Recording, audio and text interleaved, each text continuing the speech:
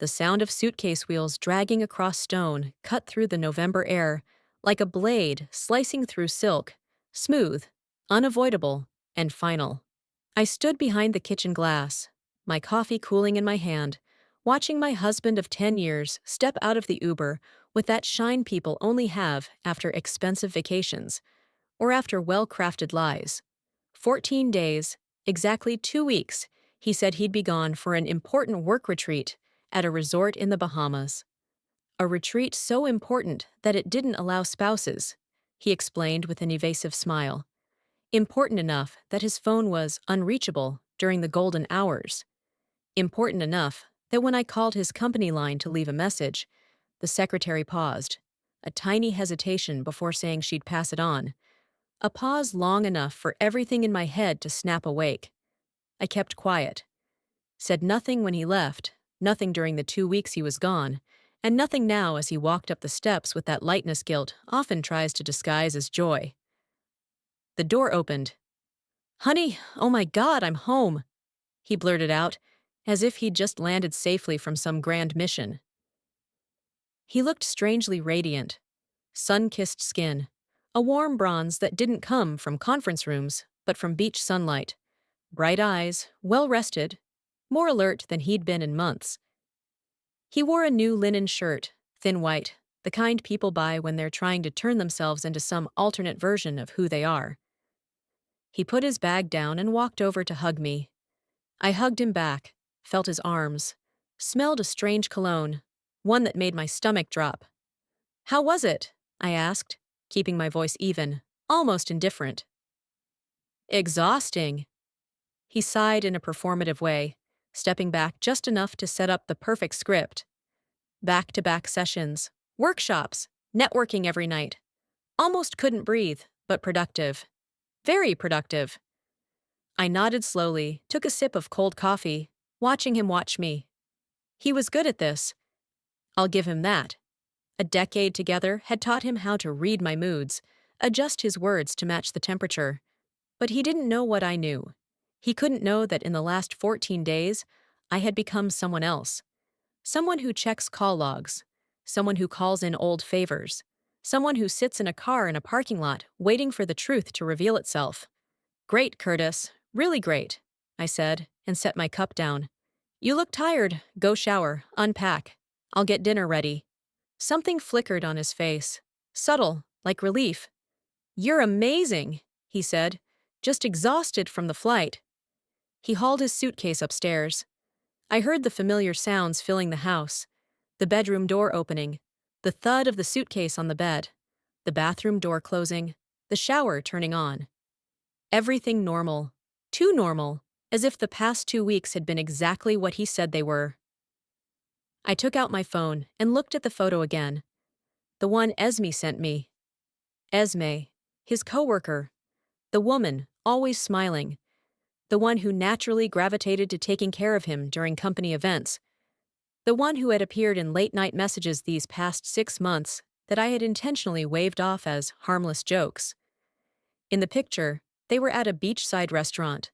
Curtis smiling, Esme smiling, Curtis's hand resting on her arm, the sunset catching his wedding ring like a silent taunt. They looked like a couple. They looked like people who had forgotten anyone else existed in the world. Esme sent that picture to me, because we used to be friends. A small glitch, a rushed wrong chat, and the truth suddenly bloomed on my screen. A follow-up message. "Oops, wrong chat, sorry." 3 minutes were enough for me to screenshot. 3 minutes were enough for the scene to burn itself into my retina.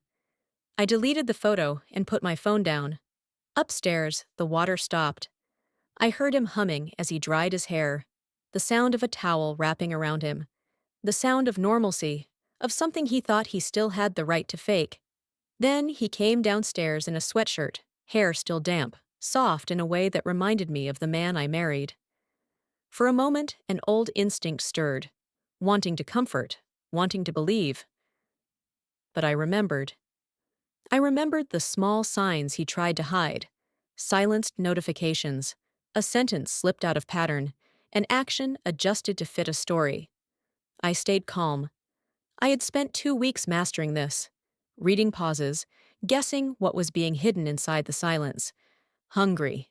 he asked, trying to keep the conversation flowing like nothing had happened.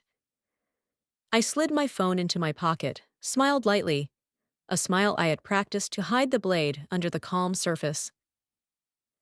"I made your favorites," I said. He sat down slowly, as if everything was fine. He talked. About meetings. About a guest speaker who said something that changed his perspective. About a night with good wine. I nodded, listened, sipped my cold coffee, trying to keep my voice from breaking the fragile artificial air between us. When he said he was too busy to text, I stayed quiet. When he said he met interesting people, I just looked at him. I had clues. The credit card charges, the dinner receipts at times he claimed to be in sessions, the messages he'd deleted from his phone but forgot to clear from the cloud, fragments of another story. I didn't ask. I didn't accuse him right then. I let him eat, let him talk, let his performance expose its own cracks. Because sometimes silence is the fairest weapon. It makes people reveal themselves, trip over their own words. And when he left the table, taking his suitcase back upstairs to reorganize his clothes, I stood up, walked into the kitchen, and poured myself another coffee. The second cup was much more bitter. I swallowed it, letting the bitterness take the place of the questions I wasn't ready to voice yet. I looked out the window, where the sky was gray, and the rain poured down like it was washing away the tracks of his suitcase on the driveway. But some marks, deeper ones, no rain could ever erase. What will you do with this truth? Will you let him pay with your silence? Or will you turn these pieces of paper into the kind of light a betrayer can't hide from? Remembering the day I got that missent photo, in just 2 hours, I had built a timeline that made my stomach twist. The business trips started 18 months ago. The sudden overnight conferences, the last-minute client meetings in cities Curtis had never once mentioned before. All paid for by the company, all with explanations so reasonable they were impossible to argue with. But when I cross-checked every one of his card transactions against his schedule, the picture sharpened into something brutally clear. Fancy dinners for two in places he claimed he had been in meetings all day. Room service bills triple the portion of a single person. Purchases from women's clothing boutiques, jewelry stores, lingerie shops, all spaced out deliberately. Any single detail wasn't enough to raise suspicion, but together they formed a complete pattern of deception, undeniable and fully formed. Then I found the burner phone. It was hidden in his office cabinet, tucked inside an old briefcase he hadn't used in years, a cheap flip phone with exactly one saved contact, BD. I photographed everything. The phone itself, the call log clogged with months of near-daily contact. Then I put everything back exactly where I found it and went to make myself a cup of tea. My hands weren't shaking anymore. Sitting at the kitchen table, sipping Earl Grey from the wedding day teacup my mother gave me, I started forming a plan. At first, it was just a vague thought. But the more hours passed, the deeper I dug through Curtis's layers of lies. That faint breath turned into a roar. He thought he was clever. He thought he'd married a quiet, compliant wife who would fall apart the moment a storm hit. He had no idea the woman he betrayed once assisted the FBI in tracking down a cross-continental embezzlement ring. No idea that I had spent 6 months restoring a financial system that had been deliberately destroyed. No idea I had a network of colleagues in banking, investigation, and law enforcement, people who owed me big favors. Most importantly, he didn't know that everything he owned, the house, the investments, the assets he'd spent years building, was about to become a weapon against him. By Thursday night, I had enough evidence to drown Curtis in any divorce court. But as I stared at the pile of documents stacked high across the table, I knew it still wasn't enough. Not even close. A divorce would give me half of everything, and give him the other half, letting him stroll away free, ready to start a new life with his mistress. He might suffer financially, but he'd still get to rebuild. That wasn't justice. That was just division. No, Curtis needed something more personal, more complete. He needed to know what it felt like to have his entire life flipped inside out in a single breath, to taste that stunned paralysis when everything you believed in turns out to be a lie. And I was going to give him exactly that. Friday morning, I drove downtown to see an old friend. Ginny Williams ran a private investigation office specializing in discreet family matters, helping wealthy women gather infidelity evidence solid enough to survive any courtroom. Natalie, she hugged me as I walked into the spotless lobby. It's been forever, but I'm guessing this isn't a social visit. Ginny and I had worked several cases together years ago. She handled fieldwork, I handled financials.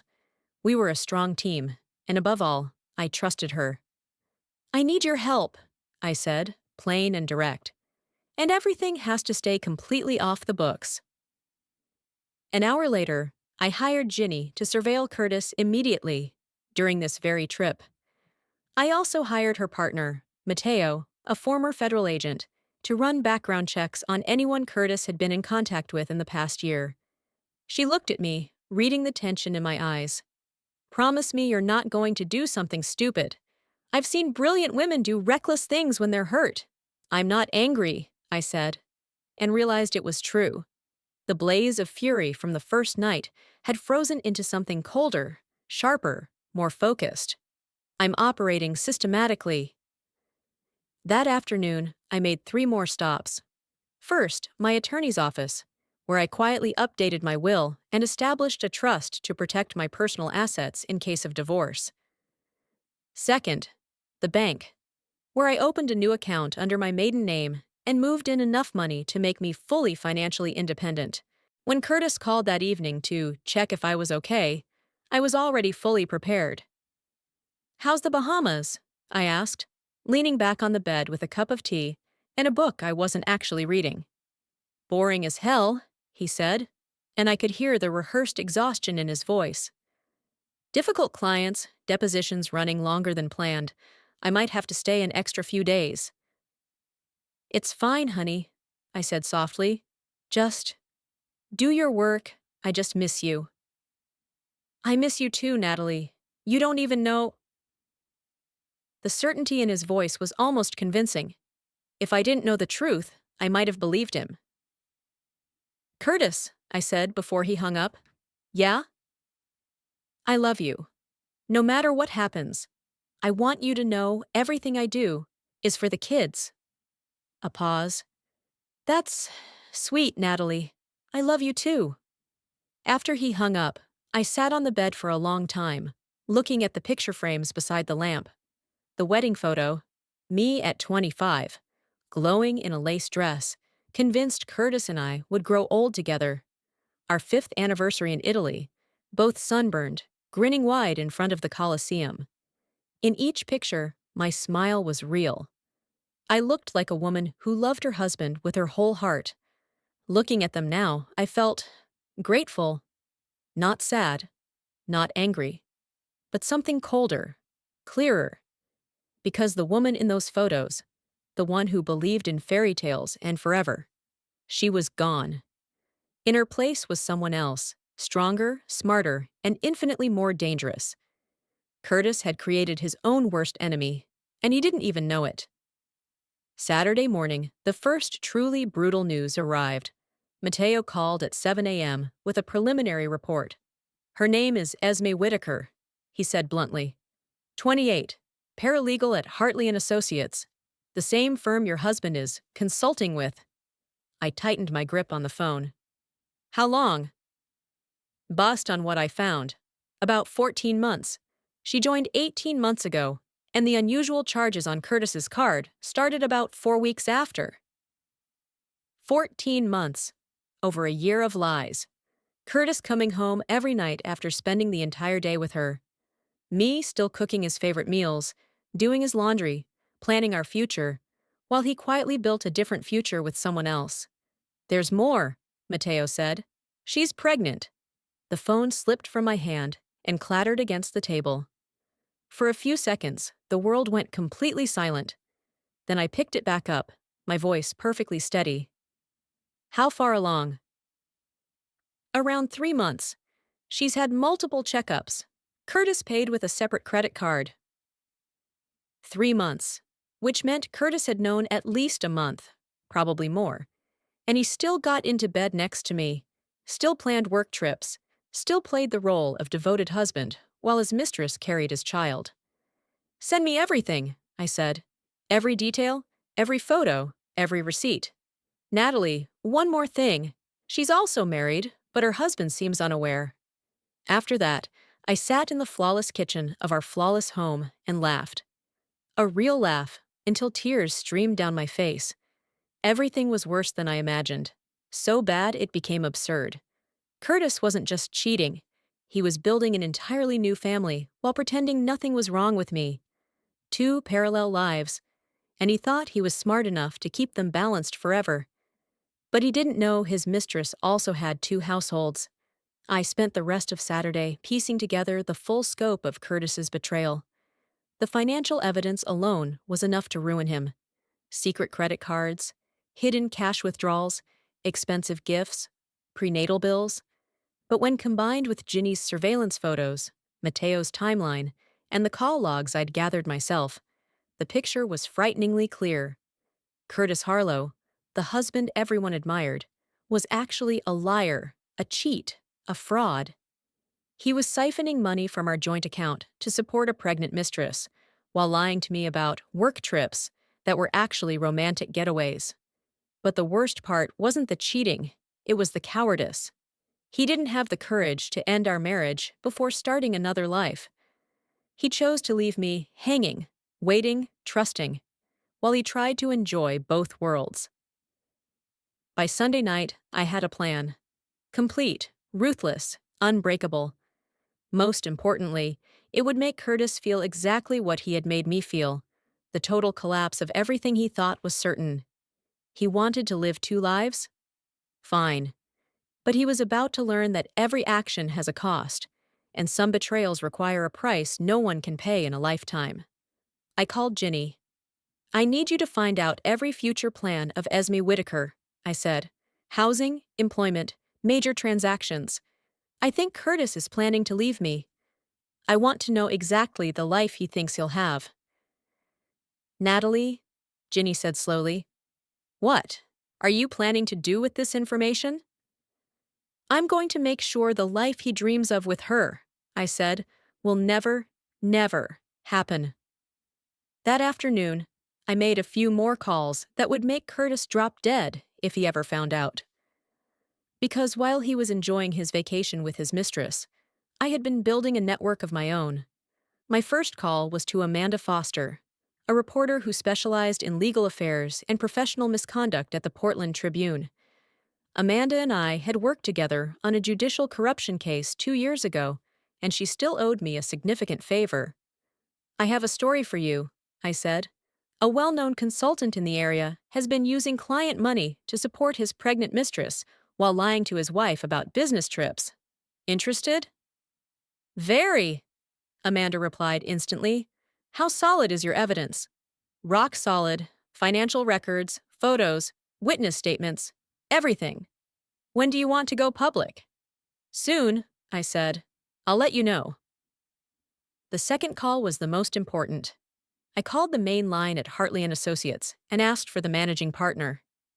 This is Natalie Harlow, I said, when Jonathan Hartley picked up.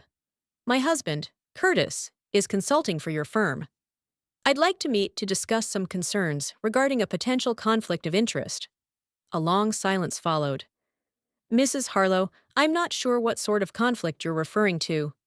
It's better we discuss it in person, I said. Are you free tomorrow at 3 p.m.? Another pause. Longer this time. 3 o'clock. I'll see you then. Great. That evening, Curtis called as usual. How was your day, sweetheart? He asked. Traffic sounds echoing through the speaker. He was probably driving from the office to wherever his mistress was waiting. Quiet, I said. I've been thinking a lot about us, about our future. Our future? I know we talked about this before, but I think it's time we considered having another child. I said it lightly. The silence on the other end was deafening. Then I heard the faint rustle of clothing and it hit me. Someone else might be in the car, and I knew exactly who. Natalie, he finally said, we already agreed. One daughter is enough. I know, I said, but people change. Priorities change.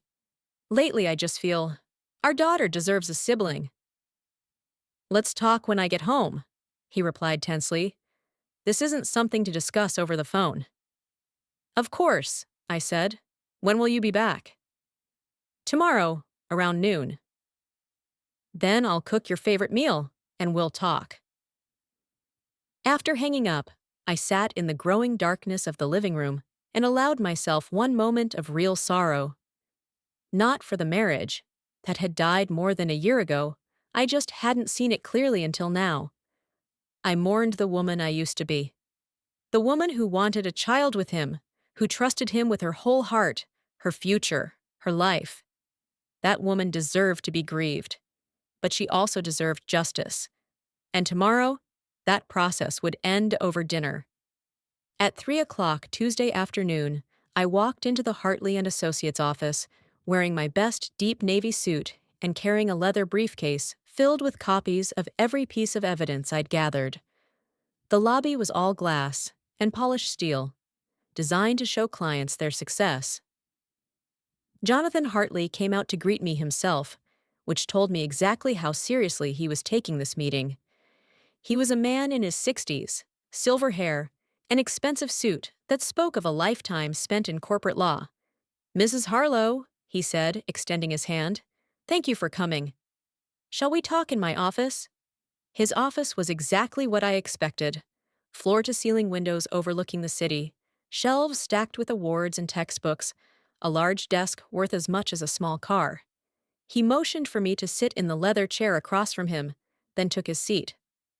So, he folded his hands. How can I help you? I opened my briefcase, pulled out a single photo, and placed it on his desk. Curtis and Esme walking out of a hotel in Seattle, his arm around her waist, both of them smiling brightly. The timestamp proved it was one of his so-called business trips. Jonathan Hartley's face went pale. Mr. Hartley, I said, I'm here because I believe your firm has inadvertently enabled an unethical relationship between my husband and your employee. I hope we can resolve this quietly, without the press. He stared at the photo for a long time, then looked up. Mrs. Harlow, I want you to understand our firm has very clear policies regarding relationships between consultants and employees. I'm sure you do, I cut in. The question is, in this case, were those policies enforced? Because based on my investigation, my husband falsified his billable hours, took reimbursements from your firm, and used that money to fund his relationship with Ms. Whitaker.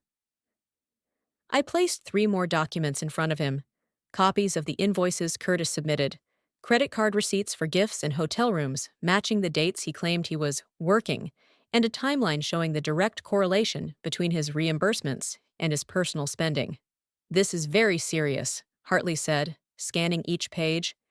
If what you're saying is true, not if, I said. It's true.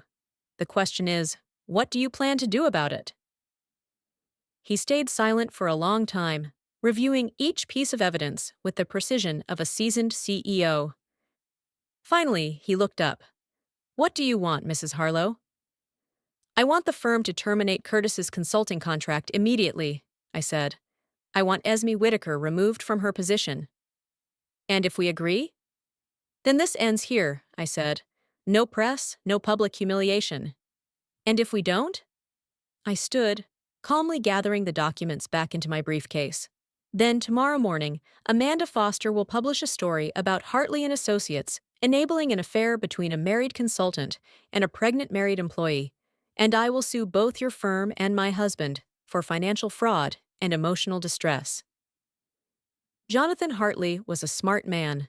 He understood instantly which path I was offering, the only path that preserved his firm's reputation.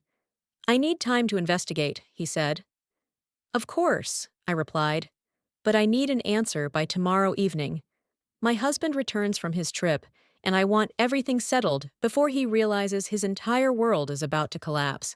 I left my business card on Hartley's desk and walked out, knowing the first shot of a war Curtis didn't even know had begun had just been fired. The next evening, I cooked Curtis's favorite meal with the same precision I'd had for 10 years. Butter lemon seared salmon, roasted asparagus, pineapple jasmine rice, and the bottle of French red wine we'd saved for a special occasion. The table was set with our wedding china. Candles flickered in crystal holders. Soft jazz drifted from the speakers he installed last year.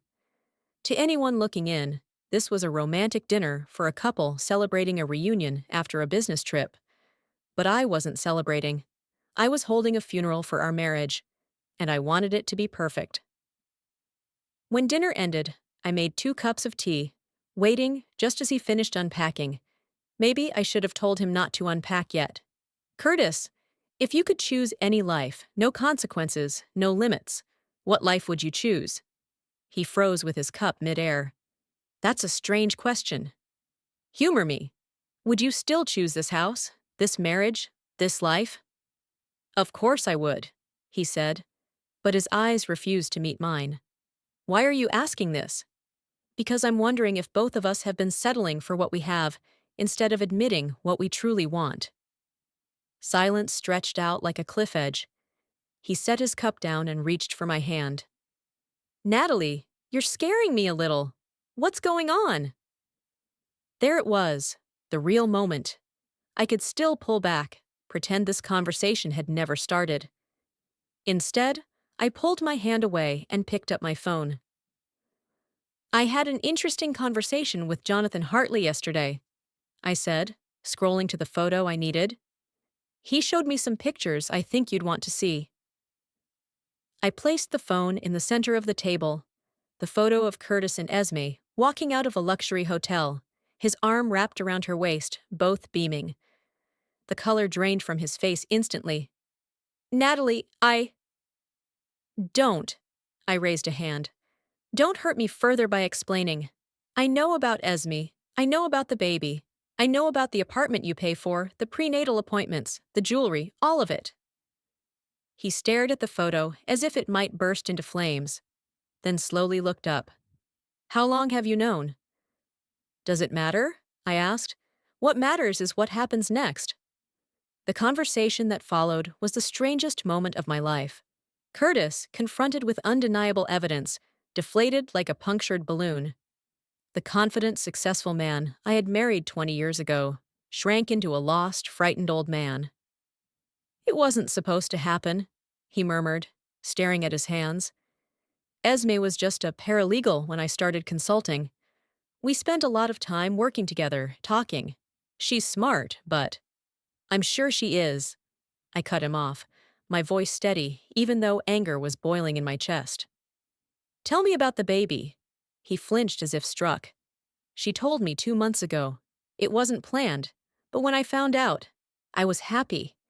God help me, I was really happy. And then you started looking for a house. His head jerked up. You know about that too? I told you, I know everything. The question is, when were you planning to tell me, or were you planning to live 2 lives forever? He stayed silent for a long time. The tea on the table had gone cold. I was going to tell you, he finally whispered. I just didn't know how. We've been together our whole lives, Natalie. I kept thinking there had to be some way to keep both without destroying everything. So what? I asked. Split your time between 2 homes and convince yourself that was somehow fair? I don't know, his voice cracked.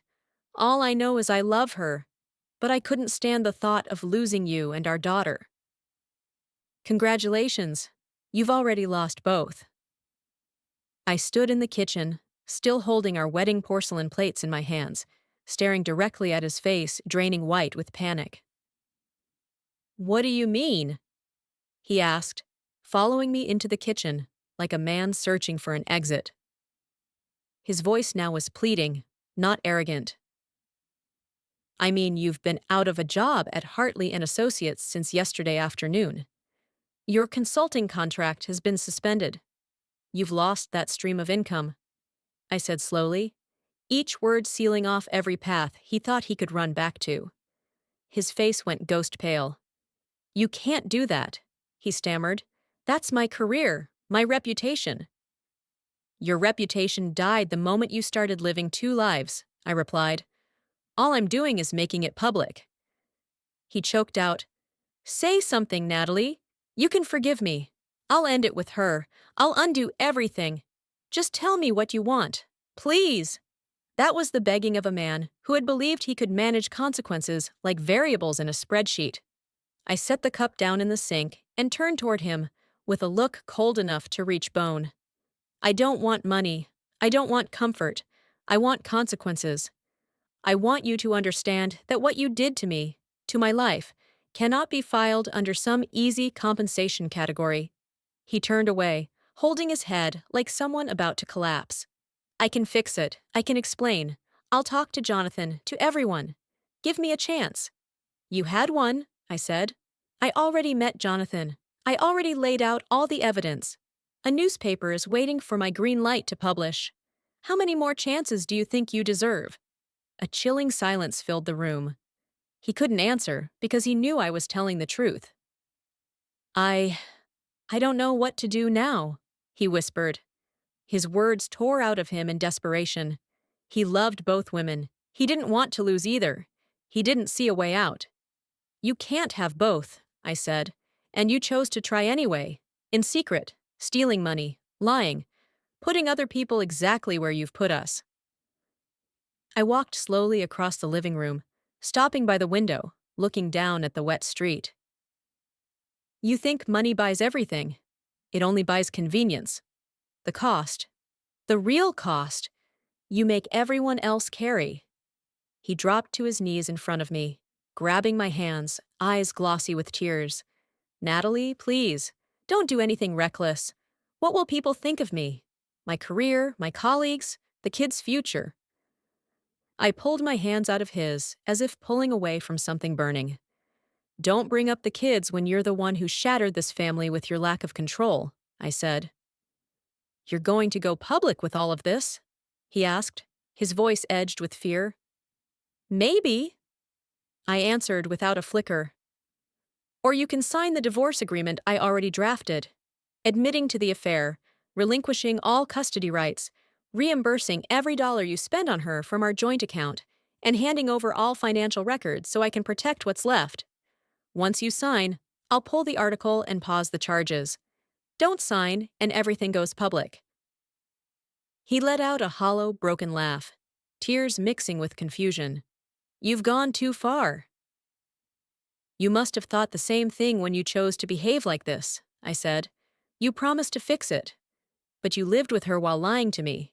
You used our money to fund someone else's future. That doesn't get cleaned up with an apology. I had prepared for this moment meticulously. Every step, every phone call, every meeting wasn't emotional impulse. It was strategy. Amanda has already scheduled the release. She's just waiting for my go. He fell silent, his mouth moving like he wanted to speak, but couldn't form the words. And more than that, I continued, my voice calm like a verdict. I've opened my own account, established a trust, and have documentation proving you withdrew money from our joint account to fund her expenses. I'm preparing a civil suit for fraud, and you know exactly what that means for your career and your name. He nodded wordlessly, realizing his game had spun completely out of control. I want you to leave, I said, cutting cleanly. Today, pack what you need and go. Don't create a scene. Don't say anything to our daughter. I'm not throwing you out. I'm giving you a choice. Leave quietly or be dragged out in disgrace. Choose, Curtis. He stepped back, eyes wet. So, if I go, you'll wait for the signature? You can come to my lawyer's office tomorrow morning to sign. If you don't show up, I send everything to Amanda, and my lawyer files the suit. That's all. He couldn't believe it, but in the end, he lowered his head, his voice hollow. I'll go now. I heard the suitcase wheels rolling across the hardwood floor as he packed in. A panic, felt the final crack of all the years behind us. The door closed behind him with a soft but decisive click. I stood in the kitchen, wiping down dishes that had already gone cold, and for the first time in a very long time, I felt something else. Not relief, not satisfaction, but a cold emptiness, as if the most brutal part of the process had only just begun, and I was ready for whatever came next. As the thin rain slid down the kitchen window like gray pencil strokes, I drove with Ginny to Liam Whitaker's house, a two-story wood home, warm yellow porch light, and a front yard trimmed too perfectly, the kind of perfection kept by someone trying desperately to hold on to normalcy inside a marriage that had been rotting without them knowing. I parked, turned off the engine, and sat for a few seconds. My heartbeat was steady, neither fast nor slow, a calm I didn't expect to possess. Ginny stayed in the car as I walked across the yard and rang the doorbell.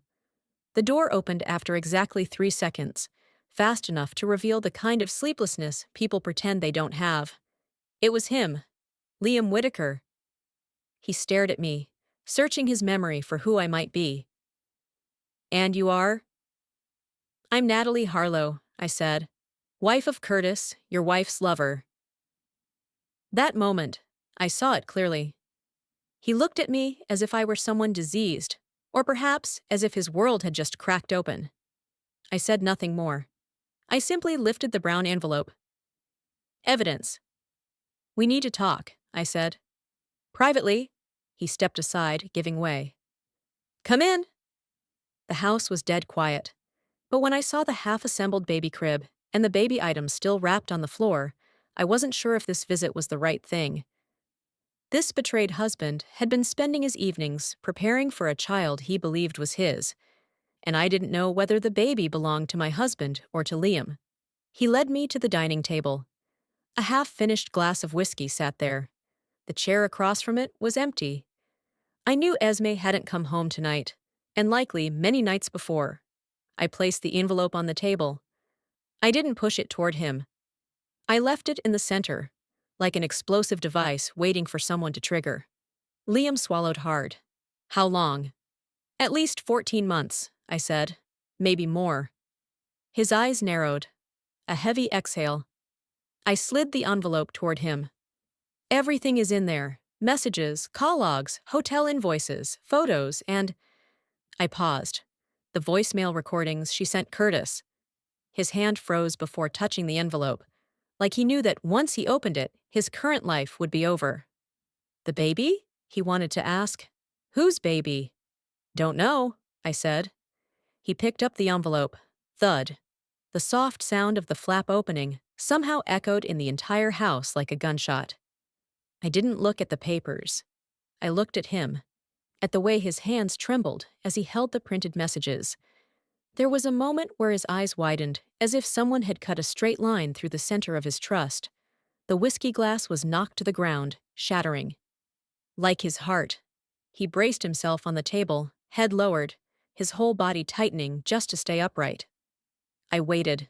I didn't touch him, didn't console, didn't offer a single empty line. After a long time, he finally lifted his head. "Thank you," he said quietly. His voice was gravel, scraped raw. He let out a crooked, broken laugh. "You know," he poured himself more whiskey, "I always thought I was the bad husband, that she was distant because I wasn't enough." He took a sip. "But some people, it's not about lacking. It's about greed." "I know," I said. "I used to think the same thing about myself." He nodded slowly, as if recognizing a piece of himself in those words. "What's your plan now?" he asked. I looked straight at him. "I don't have a plan. I'm just preparing the future for me and my daughter." Liam leaned back, steadying his breath. "Thank you for telling me," he said. 6 weeks later, I stood in the lobby of the county courthouse, waiting for the divorce hearing to begin. Everything moved faster than I expected, mostly because Curtis's lawyer had advised him not to contest any of my demands. If he tried to fight me in court, he would lose even more. Esme Whitaker was there too. She sat on a bench by the window, one hand resting on her belly. now clearly visible beneath a simple black dress. Strangely enough, Liam was also present. Over the past 6 weeks, we, the two betrayed ones, had become accidental allies. "How are you holding up?" He sat beside me and asked quietly. "Tense," I admitted, then added, "But I'm ready. I just want this to be over." "Has Curtis contacted you?" he asked. I shook my head. "No. After he signed the papers, he disappeared." "What about you?"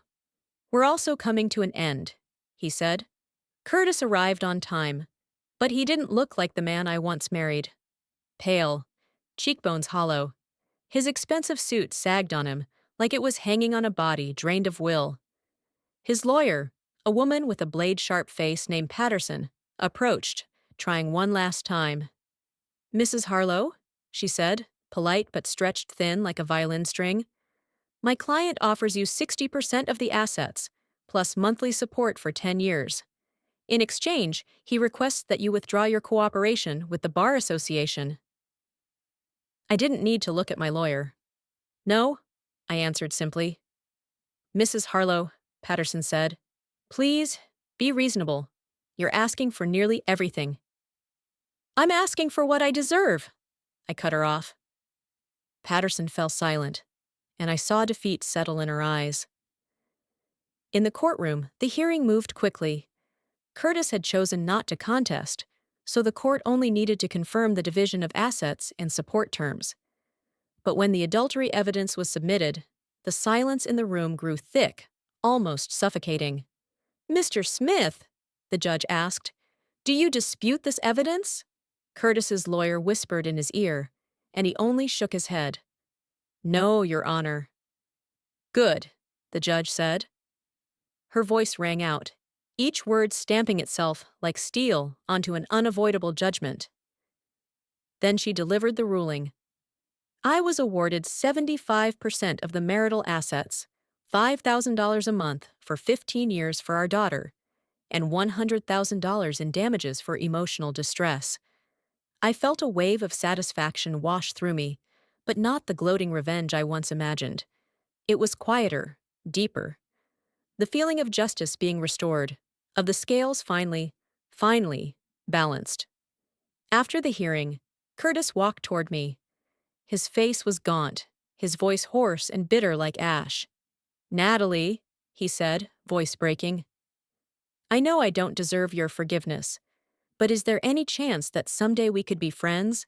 That we could salvage something after all the years we had together?" I genuinely considered his question, looking at the man who had shared a bed with me, dreamed with me, grown into adulthood with me. The man who held me when my father died, who celebrated with me when we found out I was pregnant, who danced with me at friends' anniversary parties and talked with me about growing old. That man had been real, at least for a certain time, but he had completely changed when he chose to stand beside another woman.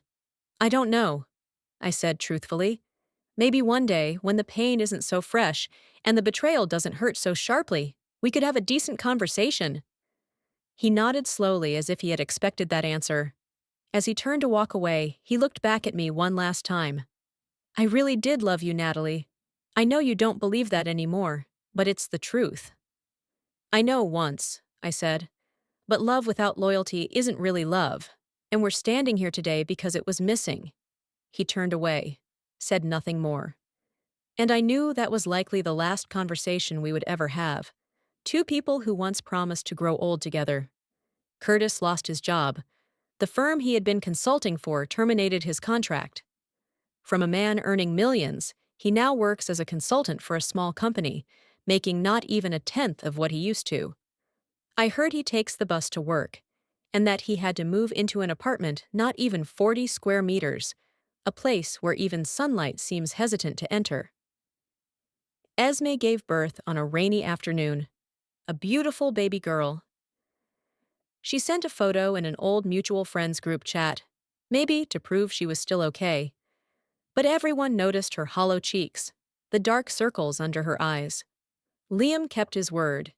He divorced her, offered no support, and now lives separately from her in the small apartment with Curtis. each person carrying their own consequence, not because I sought revenge, but because truth eventually claims its due. As for me, I walked slowly around the house that used to be ours, now entirely mine. I stood in the living room, where the gray sofa set had once been our mutual choice, and suddenly realized it wasn't mine anymore. No color in that room belonged to me. No trace of the new life I wanted to build. So I began. I took down the wedding photo frame first. I didn't cry. I simply wiped off the dust, placed it gently into a wooden box, the way people fold away an old chapter. No tearing, no resentment, just folding and putting it into the deepest drawer of memory. I repainted the bedroom from cold gray to warm cream. I rehung the curtains. I cleared every cabinet, every drawer, found old receipts, notes he had left, then tossed them into the trash without a moment of hesitation. In the afternoon, I went to the garden. My daughter ran around with her box of crayons, chirping, "What if we plant more lavender, Mom? So summer smells nicer." I laughed, a sound I hadn't heard from myself in a very long time. We knelt down, loosening the soil together, pressing small roots into the damp earth. Each handful of soft dirt, each small shovel stroke, each pot placed side by side, all of it felt like the way I was rebuilding my life, from empty patches of earth that needed healing. The evening wind drifted through, carrying the scent of fresh soil and the softest promises, promises that I knew, this time, were meant for me.